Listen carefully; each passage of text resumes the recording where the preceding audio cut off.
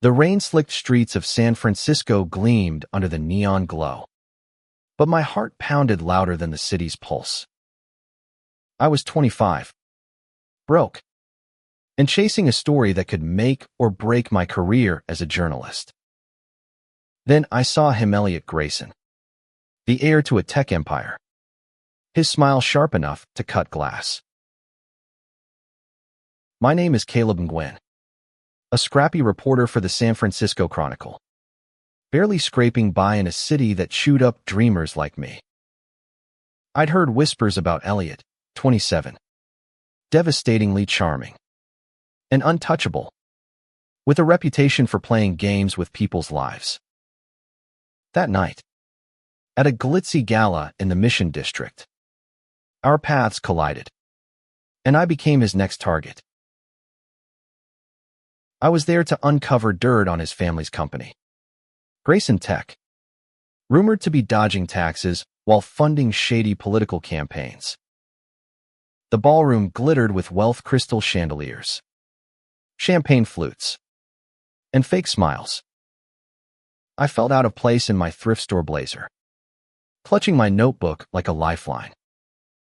Elliot, in a tailored navy suit, moved through the crowd like he owned it.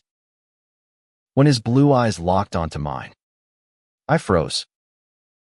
"You look like you're hunting for something," he said, voice smooth as whiskey. "Care to share?" I stammered, caught off guard. "Just doing my job." He smirked, leaning closer. "Let's make it interesting. Then, find something worth writing about, and I'll give you an exclusive. Fail, and you owe me."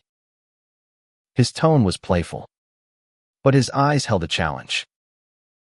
I should have walked away, but ambition and something in his gaze kept me rooted. Over the next week, I dove into Grayson Tech's financials, chasing leads through late-night coffee runs and shady tip-offs. Elliot was everywhere, texting me cryptic hints, showing up at my favorite diner, even sending a courier with a single rose and a note. "Keep digging. Caleb, you're getting warm." It felt like a game, but I wasn't sure if I was the player or the pawn. His attention was intoxicating, blurring the line between work and something dangerously personal. One night, outside a dive bar in the Castro, I confronted him. "Why are you doing this? Helping me? Toying with me?" The fog curled around us, and he stepped closer, his breath warm against my cheek. "Maybe I like watching you unravel," he said. But his voice cracked, just for a second, and I saw it vulnerability beneath the arrogance. My pulse raced. This wasn't just a story anymore. I kept digging, uncovering emails linking Grayson Tech to offshore accounts. But every step closer to the truth pulled me deeper into Elliot's orbit. We met in secret rooftop bars, quiet parks, stolen moments where his guarded facade slipped. He told me about his father's expectations, the weight of a legacy he didn't want. I shared my own fears failing my family, losing myself in this ruthless city. Our conversations turned raw, electric. One night, under the Golden Gate Bridge's shadow, he grabbed my hand. "Caleb," he whispered, "this isn't a game to me anymore." But it was. A source tipped me off. Elliot's hints were calculated, part of a bet with his elite friends to manipulate a nobody like me. My heart shattered. I'd fallen for him, and he'd played me. Furious, I wrote the exposé, ready to burn his world down. But as I typed, doubt crept in. Was I just a pawn? Or had I seen the real Elliot? The The one who looked at me like I was more than a story. The article went live, and the fallout was immediate. Grayson Tech's stock plummeted. Elliot vanished from the city's social scene. I should have felt triumphant, but guilt gnawed at me. Had I destroyed something real for a byline? 2 weeks later, he showed up at my apartment. Eyes red, voice raw. "You were right to do it," he said. "But you were wrong about me." He stepped closer, and my resolve wavered. "Caleb, I never meant to hurt you." That moment stretched, heavy with possibility. I wanted to believe him, but trust was a fragile thing. As he stood there, waiting, I realized this wasn't the end of our story, it was just the beginning. Elliot's words hung in the air, and my tiny apartment felt smaller, the walls closing in as I stared at him. I wanted to scream, to shove him out, but his eyes, those damn blue eyes, held me captive. "You played me, Elliot," I said, my voice shaking. "This was all a game to you." He flinched, running a hand through his blonde hair. "It started that way," he admitted, voice low. "A stupid bet with my friends. But Caleb, it stopped being a game the moment you challenged me back." He stepped closer, and I backed into the counter, my heart pounding. "You're the only one who's ever seen through me." I laughed bitterly. "Seen through you? I wrote your family's secrets for the world to read because I thought you cared." My exposé had exposed Grayson Tech's tax evasion, but it had also cost me something I couldn't name. The victory felt hollow. Elliot's jaw tightened. "I deserved it. But you don't know everything." He pulled out his phone, showing me an email he'd sent to his father, resigning from Grayson Tech's board. "I'm done with their lies," he said, "and I'm done hiding who I am." His voice softened. "You made me want to be better." I didn't know what to believe. My instincts screamed to protect myself, but my heart wanted to trust him. "Prove it," I said finally. "No games. No lies. Just you." The next few weeks were a blur of cautious steps. Elliot didn't disappear this time. He showed up at my office with coffee, sat with me in Golden Gate Park, and listened as I rambled about my dreams of writing stories that mattered. He opened up too about growing up under his father's thumb, about the pressure to be the perfect heir, about the loneliness of a life scripted by wealth. One evening, at a quiet jazz club in North Beach, he leaned across the table, his hand brushing mine. "I've never felt this free," he whispered. My chest tightened, and I let myself hope. But the past wasn't done with us. A Grayson Tech lawyer contacted me, threatening a defamation lawsuit over my article. I panicked. My career, my savings, everything was on the line. When I told Elliot, he didn't hesitate.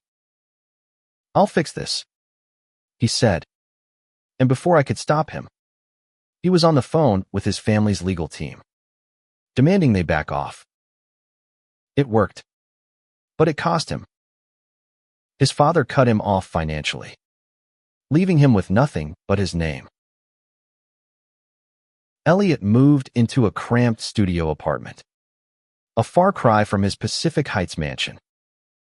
I visited one night, expecting him to be broken, but he was cooking pasta on a hot plate, grinning like a kid. "This is me, Caleb," he said. "No trust fund, no games, Just me. I laughed.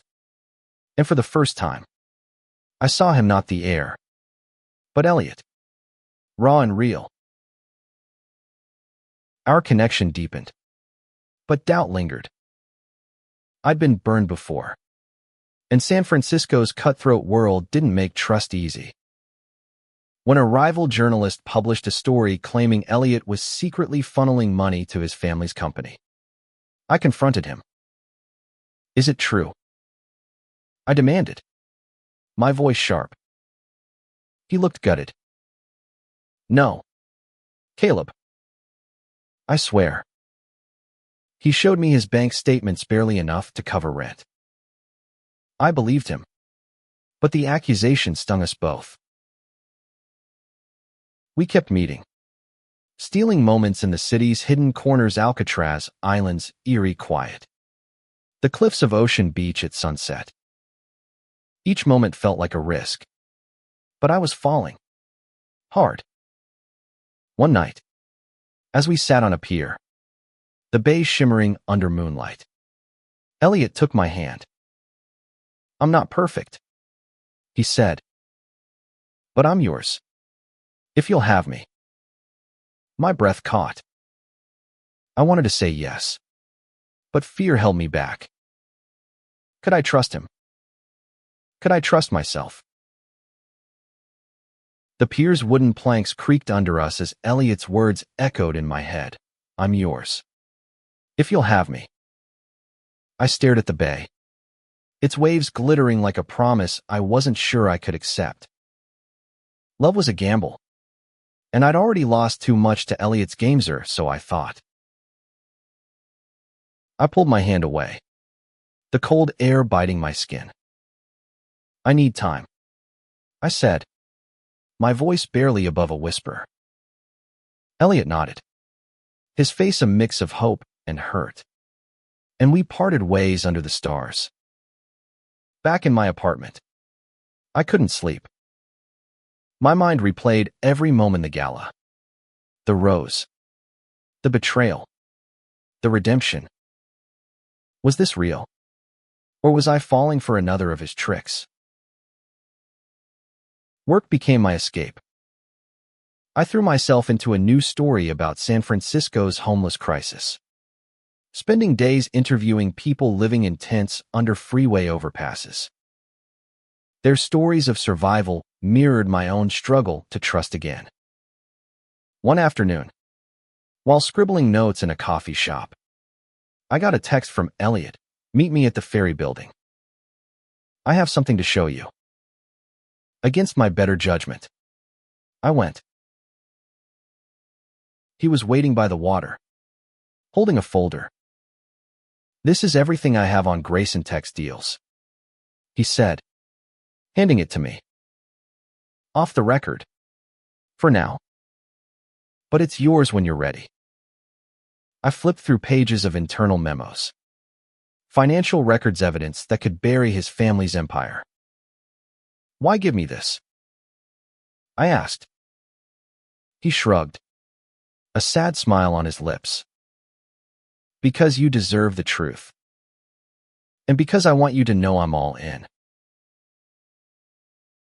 That gesture shifted something in me.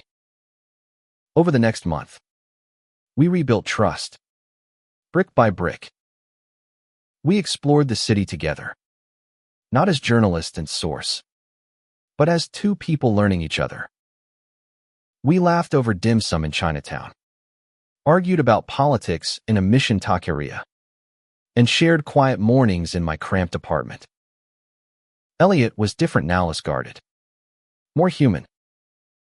But the world wasn't kind to us.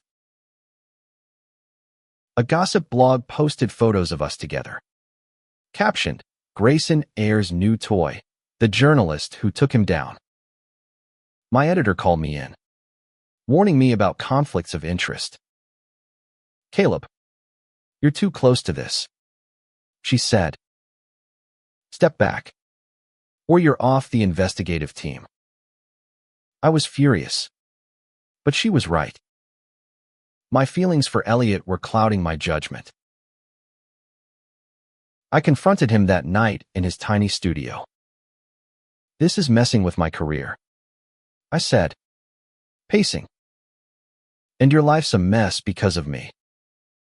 He grabbed my shoulders, his touch steadying. "Caleb, I don't care about the money or the name. I care about you."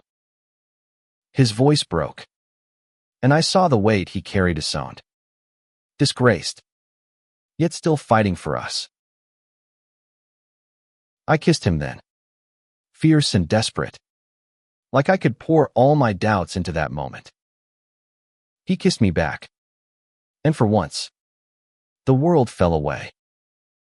But reality crashed in the next morning when my source on the homeless story vanished. Spooked by rumors I was compromised. I was losing credibility, and Elliot was losing his safety net. We were both unraveling, but neither of us could let go. One evening, as we walked through the Presidio's eucalyptus groves, Elliot stopped. "If this is too much, I'll walk away," he said, his voice raw. "I don't want to ruin you." My heart ached. I'd spent so long protecting myself, but losing him felt like a bigger risk. "Don't you dare," I said, pulling him close. "We're in this together." The Presidio's trees swayed above us, their shadows dancing on Elliot's face as I held him. "We're in this together," I'd said, and I meant it. But together didn't mean easy, and San Francisco's relentless grind tested us at every turn. My editor reassigned me to Fluff Pieces restaurant openings, tech expos while my investigative work gathered dust. The gossip blog's photos had tainted my reputation, and whispers followed me at the Chronicle. "Caleb's sleeping with the story," they said. Each jab stung, but I kept my head down, determined to prove them wrong. Elliot, meanwhile, was rebuilding his life. He got a job at a nonprofit, helping low-income kids learn to code. It paid pennies, but he lit up talking about it, and I loved seeing this side of him earnest, unguarded. We carved out moments of joy in the chaos. Late-night walks along the Embarcadero, sharing ice cream at Ghirardelli Square, stealing kisses in the fog. But the pressure mounted. My landlord raised my rent, and Elliot's savings were dwindling. One night, over cheap wine in his studio, he confessed, "I'm scared. Caleb, what if I can't make this work?" I took his hand. "You already are. We'll figure it out." But the city had other plans. A whistleblower from Grayson Tech contacted me, offering new evidence of corruption bigger than my first expose. It could restore my career, but it would drag Elliot back into the spotlight he'd escaped. I told him about it, expecting him to pull away. Instead, he said, "Do it. Write the truth. I'll stand by you." His trust felt like a lifeline, but it also terrified me. What if the truth tore us apart? I worked in secret, meeting the whistleblower in shadowy bars and empty parking lots. The evidence was damning. Grayson Tech had bribed city officials to secure contracts. I wrote feverishly, my apartment littered with coffee cups and sticky notes. Elliot stayed by my side, reading drafts, offering insights. "You're fearless," he said one night, his voice soft with awe. I kissed him, my heart full. But fear gnawed at me. This story could destroy his family for good. The night before I submitted the article, we fought. "You're putting yourself in danger," Elliot said, pacing my apartment. My father's not above retaliation. I snapped back. I can't stop now. This is who I am. He grabbed my shoulders, eyes blazing. And I love who you are. But I can't lose you. The word love hung between us, raw and real. I pulled him into a kiss, and we clung to each other, the weight of our choices pressing down. The article dropped like a bomb. Protests erupted outside Grayson Tech's headquarters, and the FBI launched an investigation. My byline was everywhere, but so was the backlash. Online trolls called me a traitor, a sellout. Elliot's father publicly disowned him. Again, blaming me. We hid out in my apartment, the world raging outside. Was it worth it? Elliot asked, his voice barely a whisper. I didn't have an answer. But in the quiet moments, we found strength. We cooked dinner together, laughed at bad reality TV, and talked about a future we could barely imagine. One night, as we lay in bed, Elliot traced circles on my hand. I'd choose you over everything, he said. My throat tightened. For the first time, I believed him completely. But the storm wasn't over, and I knew the worst was yet to come. The storm broke faster than I expected. 2 days after my article hit, a black SUV trailed me home from the Chronicle. My phone buzzed with anonymous threats. Back off, or you'll regret it. I didn't tell Elliot at first. I didn't want to scare him, but he saw the tension in my face. Caleb, what's going on? He demanded, his voice sharp. I showed him the messages, and his expression darkened. This is my father's doing, he said. I'm ending this. Before I could stop him, Elliot stormed out, heading to confront his father at Grayson Tech's headquarters. I followed, heart pounding, weaving through San Francisco's crowded streets. When I reached the sleek glass building, I found Elliot in the lobby, shouting at a man who could only be Richard Grayson-Tall, silver-haired, with a cold stare that matched his son's intensity. Leave Caleb alone, Elliot yelled. This is between you and me. Richard's voice was ice. You chose this nobody over your family. You're nothing now. Elliot flinched, but stood his ground. I'm more than I ever was with you. I stepped forward, grabbing his arm. Elliot, let's go. Richard's eyes locked onto me, chilling. You'll pay for this, Gwen. We left, but the threat lingered like fog. Back at my apartment, Elliot was a wreck. I dragged you into this, he said, head in his hands. I knelt beside him.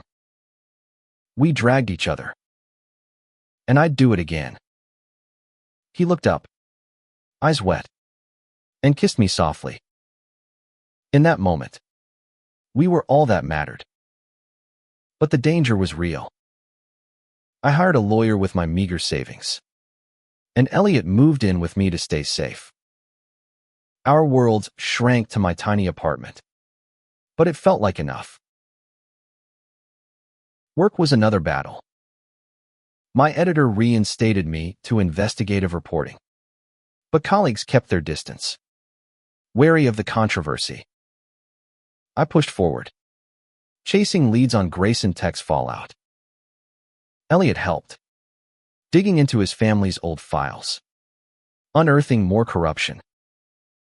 We worked late into the night, papers strewn across my floor, his hand brushing mine as we pored over documents. It was grueling, but it felt righteous against the world. One evening, a brick crashed through my window. A note tied to it, "Stop or you're done." Elliot pulled me into his arms, shaking.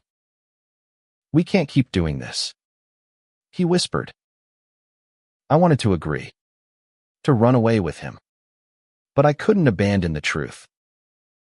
"We're close," I said. "One more push." He nodded, but fear shadowed his eyes. We uncovered a final piece of evidence, a recording of Richard Grayson bribing a city council member. It was enough to seal his fate. I submitted it to the FBI anonymously, and within days, Richard was arrested. The news broke like wildfire, and San Francisco buzzed with the scandal. Elliot and I watched it unfold from a diner, his hand tight in mine. "It's over," he said, but his voice held no relief. The victory came at a cost. My career was soaring, but Elliot was adrift. His family name now a curse. I found him one night on my fire escape, staring at the city.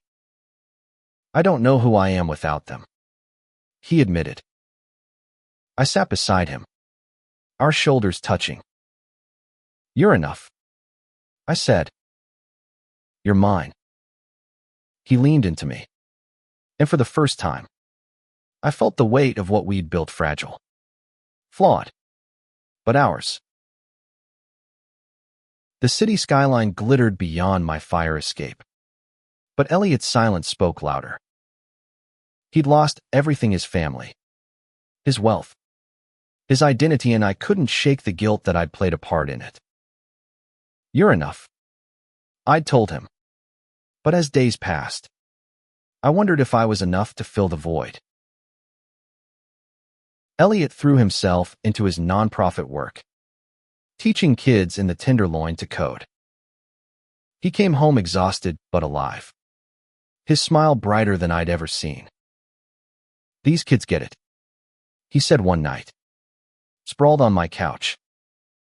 "They don't care who I was." I loved his passion, but I saw the strain: late nights, skipped meals, the weight of starting over. I wanted to carry it for him, but my own battles kept me pinned.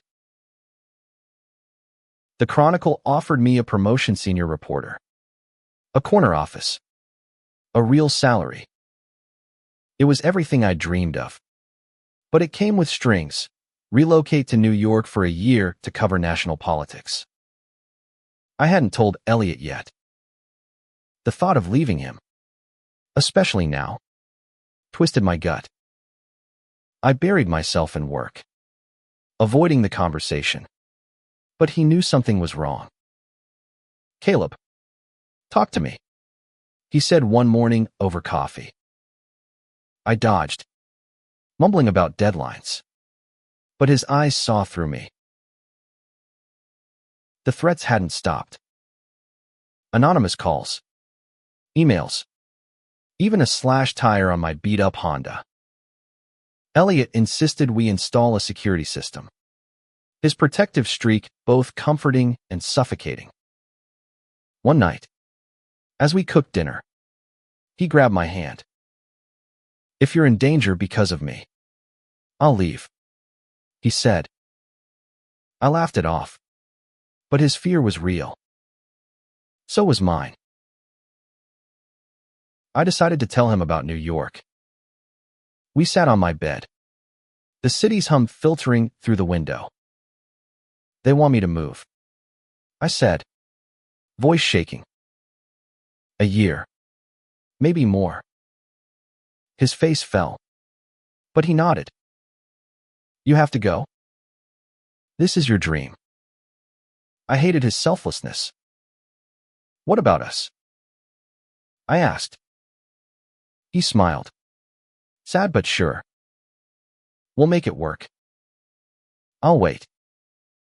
My heart broke at the thought of him alone in this unforgiving city. I didn't take the job right away. Instead, I focused on us. We spent a weekend in Big Sur, driving down the coast, the ocean stretching endless beside us. Under the stars, we made love in a tent, his touch grounding me in a way nothing else could. I love you, I whispered, the words slipping out before I could stop them. He froze, then kissed me fiercely. I've loved you since the gala, he said. It was perfect, but perfection never lasts. Back in San Francisco, reality hit. The FBI investigation into Grayson Tech deepened, and Elliot was called to testify against his father. He was terrified but resolute. I need to do this, he told me. I went with him to the courthouse, holding his hand as cameras flashed. He spoke clearly, exposing years of corruption, his voice steady despite the pain. I was proud, but watching him relive his family's betrayal gutted me. The trial brought us closer, but it also exposed our fragility. I was offered the New York job again, this time with a deadline.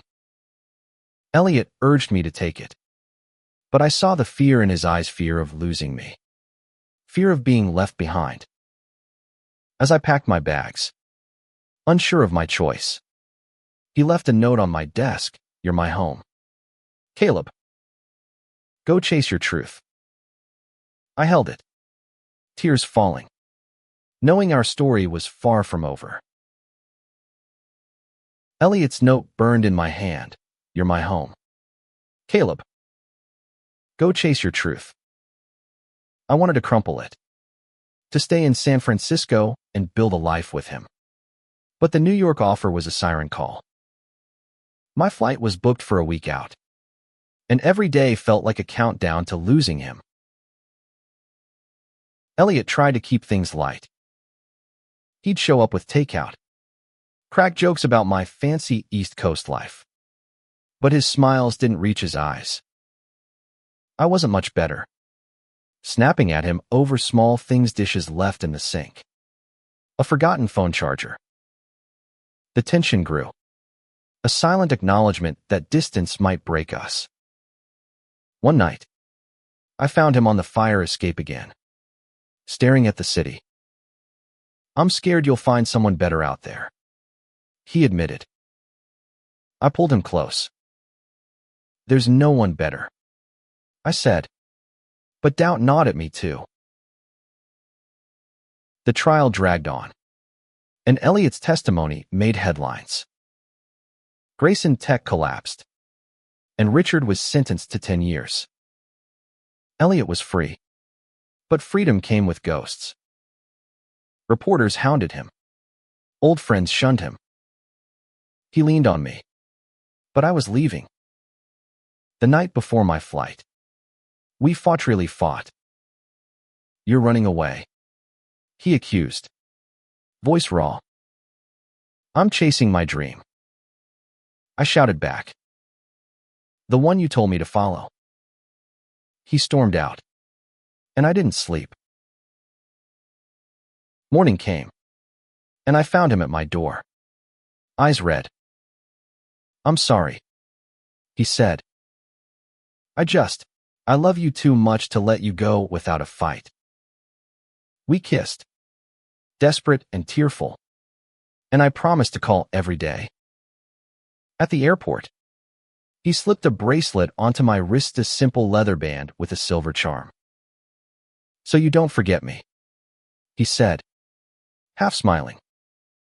I boarded the plane, my heart in pieces. New York was a whirlwind.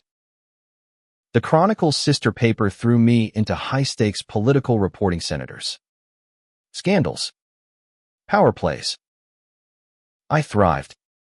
But every night, I'd call Elliot, his voice grounding me across 3,000 miles. He'd talk about his kids at the nonprofit, the code they wrote, the hope they gave him.